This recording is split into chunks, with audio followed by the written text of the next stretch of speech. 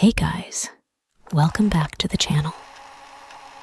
Today, we're delving into 5 chilling highway stories that'll keep you on the edge of your seat. And just between us, the last one, it's the most terrifying of them all. Stick around to find out why. In 2010, my twin sister and I grew up in a small, sleepy village in northeast Nebraska called Willow Creek. The population was less than 500 people, and there was only one store open at any given time.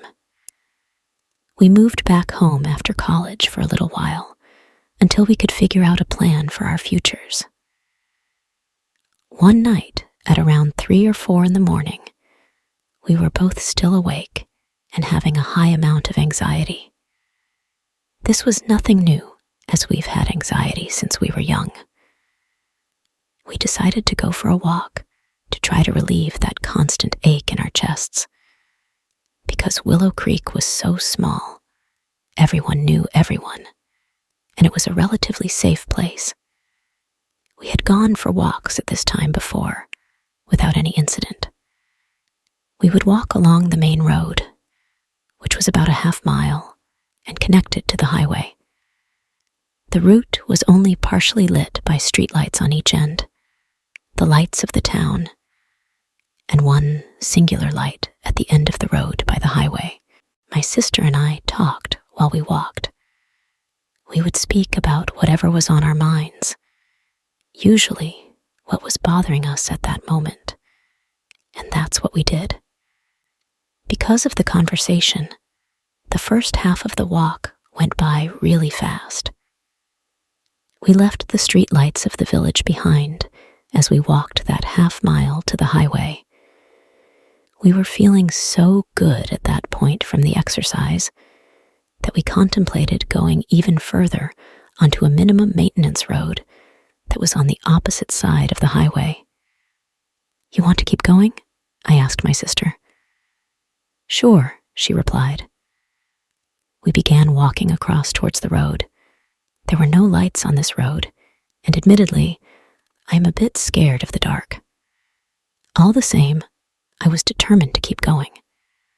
But as we proceeded, that really good feeling started to go away and was slowly replaced by the feeling of being watched.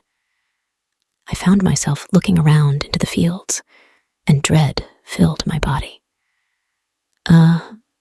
I don't want to go any further. I don't like the way this feels," I said. My sister did not argue. I don't know if it was because she was feeling it too, or because we often respected each other's intuition.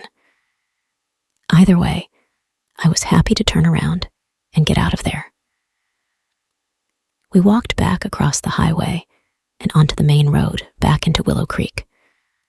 The streetlight was making me feel safer somehow, and I tried to shrug off that feeling. Then, as we neared closer to the town, we saw something out of the ordinary. We noticed a tall silhouette of a stranger walking on the opposite side of the road towards us. "Did you see that?" my sister asked. "Yeah," I felt my heart drop. "Maybe it's a neighbor. It's weird for someone to be out this late, though." "It's weird for us to be out this late," she replied. Well, she had me there. Trying to identify the approaching figure, we concentrated our gaze. The longer we observed, the more things seemed off. The figure was walking away from town, so the streetlights behind it framed its silhouette and movement. The first thing we noticed is that the figure was wearing a coat, which was odd because it was the middle of summer. That's when we began to realize the body language was unorthodox. The motion of the stranger mimicked walking, but not like how you or I do it. It was almost comparable to the movement of arms and legs of a marionette doll. Even more unnerving, the spindly, tall figure was walking swiftly and with purpose. My sister and I both felt uneasy. I had a lighter in my pocket that I placed in my fist, preparing myself in case I needed to punch whatever this thing was. My sister had a pocket knife that she got out and was ready. As we were contemplating our next move, I noted a car driving on the highway. I sensed it was going to turn our way. "Let's wait and see if that car comes this way," I said. Meanwhile, we had slowed to a stop, but the thing was still moving closer and closer. It would only be a short matter of time before it reached us. And luckily for us, it did.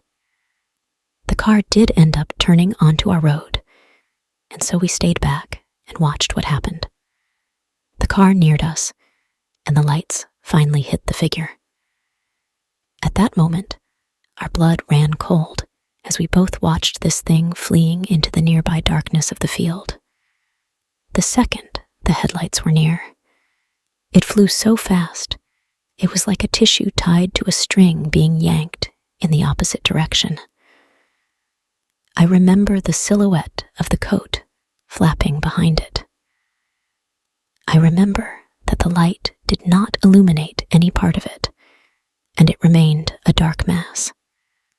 We looked at each other, absolutely horrified, and booked it back to the streetlights of the village and back to the house. I couldn't help but feel that we would have been in danger had it not been for that car. That was the only car we saw that night, and I wondered if the car was the doing of our ancestors, or maybe just a coincidence, or perhaps we are being protected. Either way, this experience has opened our minds, and we have not walked that stretch of road at night. Second story. When I was younger, aside from being a printer, I did pickups and deliveries from the shop. This day, I went down to the warehouse near the docks to pick up some paper. I'm about ready to pull out when I notice a truck about to pull out too, so I thought I'd let it pull out first because I didn't want to have a truck on my tail on a gravel road. I pull out after it seconds later when the trailer unhooks from the truck. Now I got this huge runaway object hurling itself in my face. Luckily, the wiring that hooks up the lights held, and it snapped back a bit, wobbled, and fell on its side. I got out and helped direct oncoming traffic and told the driver that I never saw anything like that before. He then said, like it was nothing, that it happens once in a while. Does it? I just don't like being behind trucks anymore and always change lanes if I can. Some people think I'm nuts, but I think better safe than squished. Third story. Once, I used to work for a large state agency, and after 6 years, I had become a middle manager. My office was in the state office tower downtown, and parking was scarce. But middle management and up got reserved parking in the garage attached to our building. This was a great perk, especially in the cold state. On days that the tower garage was full, you had to park at a private garage about a mile away and walk. One day, I had to run a few errands and pulled up to the garage a little later than usual. By the time I had gotten there, the sign on the garage said it was full. But I had a badge that let me go in anyway and drive down into my reserved spot. There was a man at the gate who was trying to get in despite the sign saying it was full. When I realized he didn't have a badge, I backed up a little and honked my horn to let him know he could back up. This infuriated him. He got out of his car, flipped me off, and hurled some choice words my way as he backed up out of the spot. I pulled up to the gate, and he yelled some more words my way about how stupid I am and that I can't read that the garage is full. I ignored him and assumed he was just some guy there to have a meeting at one of the dozen or so agencies in our building and parked my car. I got to my desk and got an email from HR that one of the upper managers was sick and that I needed to cover down on some interviews. Interviews in our agency start with a group of prospective employees working on a small project together, and then the candidates sit in front of a panel individually. I walked into the room where all the candidates were sitting, and I saw him there, the parking jerk. I was in my car, so he didn't get a great look at me, but I knew exactly what he looked like. The candidates introduced themselves and got to work on their small project. Parking Jerk was trying to control the entire process, but they successfully completed the project as a team. The panel then asked all the candidates to go sit in the hall while we discussed, and we would call them individually when we were ready. Once they were all out of the room, I gleefully told my coworkers about my interactions with Parking Jerk, and they died laughing. We called him in first and began asking him basic employment questions. He was otherwise a strong candidate, but was very full of himself. The rest of the panel went first, and finally, it was my turn. How do you react under stress? I handle it fine. I'm a very level-headed person. Come on, everyone gets a little flustered at some point. Not me. Cool as a cucumber. So, you never do anything like get out of your car and yell at a stranger, or call them names and learn how to read? We were met with silence. Do you realize this job puts you in front of the media frequently, and someone is always watching? Do you realize that if you were to work here, your actions would reflect not just on you, but they would also reflect your director, the department as a whole, and state government? Do you think that if you were in my position, you would hire someone who behaved as rudely as you did? He hung his head in shame. I think I may not be cut out for this position. That doesn't necessarily mean you're a bad person, but you may not be ready for this job. He was deflated. I really think that was the first time someone held him accountable for all his actions. He did not get the job, but a few years later, I saw him working for another agency, and by all accounts, he sounded like he had learned his lesson. Fourth story. It's late at night in 2005, and I'm driving to my parents' house, which is somewhat outside the city, basically in the middle of nowhere. A truck cuts me off at an intersection on my way to the highway. I had the right of way and would have plowed straight into the truck if I hadn't slammed on the brakes. I honk the horn at him and give him the middle finger, which I doubt he sees, and pass him. As we get onto the highway a while later, I turn off, and I notice that the same truck turns the same way. The roads are smaller, and it's dark. So when driving at the speed limit and the truck catches up to me, he's getting uncomfortably close. Even though I start speeding up, he just gets closer and closer. When the truck is about 3 feet from my rear bumper, I accelerate as fast as I can, and he gets a couple of 100 yards between us. So I quickly turn to the next intersection. He follows. I hit the accelerator and turn again when the next intersection comes along. So I'm racing down these country roads that are barely wide enough for the truck, and this guy is keeping up.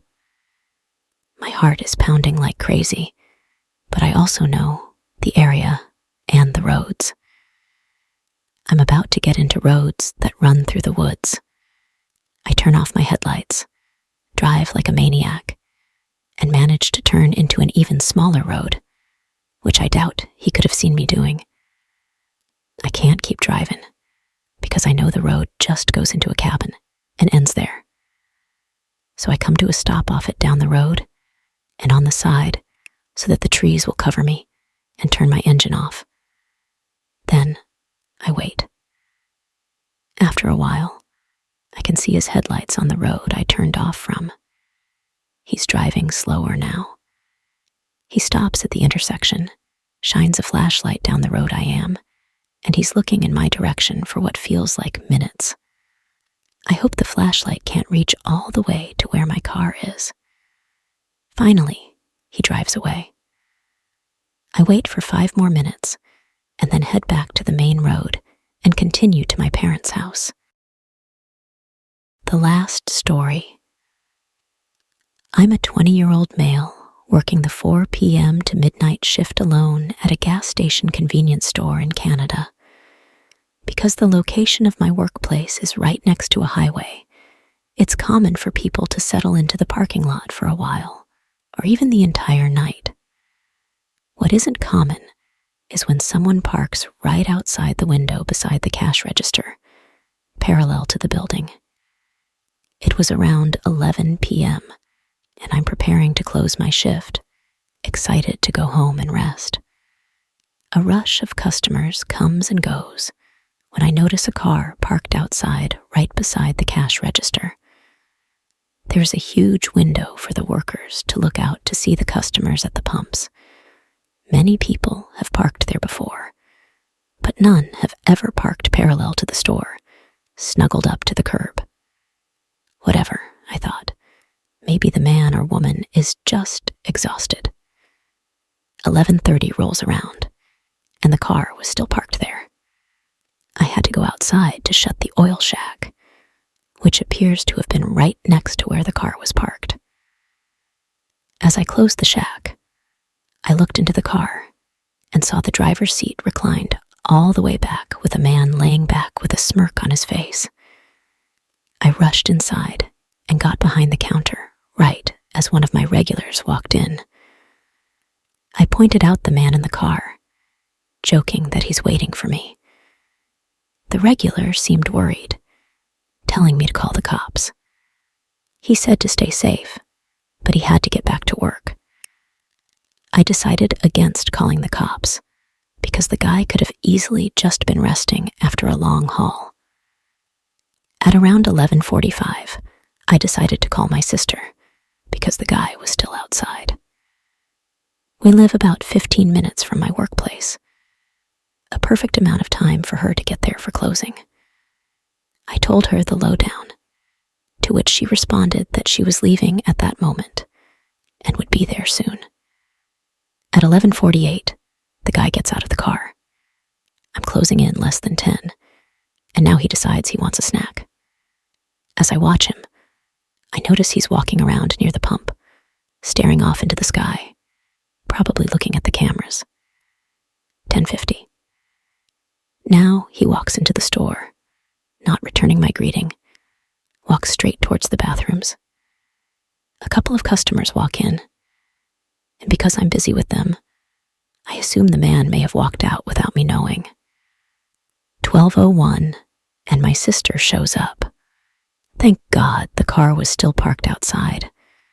She comes in and asks what's up, and I ask if he's in his car. She replies that he isn't. That is when my heartbeat increased. I looked at the bathroom doors, where both signs, as there are 2 bathrooms, 1 men, 1 women, were vacant.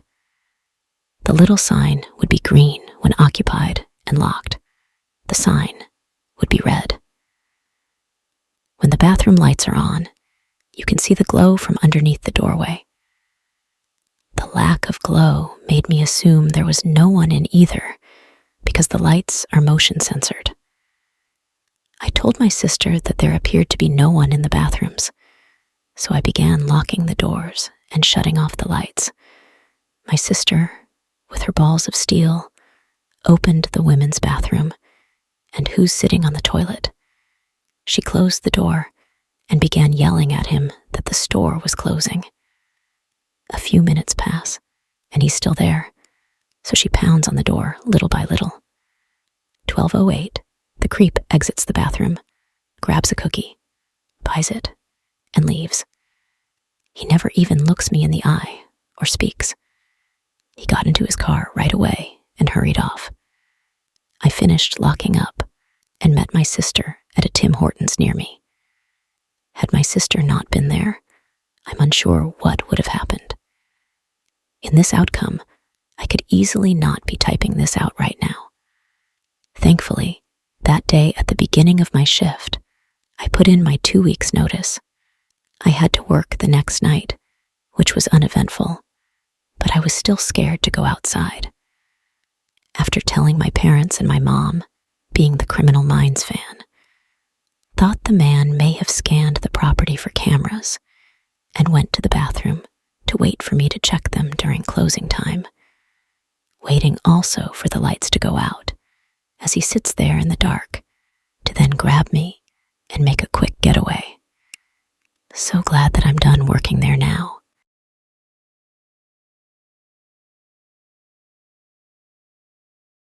Thanks for joining me on this exhilarating journey down the highways of horror. If you enjoyed these tales, don't forget to hit that like button and subscribe for more captivating content. Until next time, stay safe out there on the roads, and remember, you never know what might be lurking in the darkness.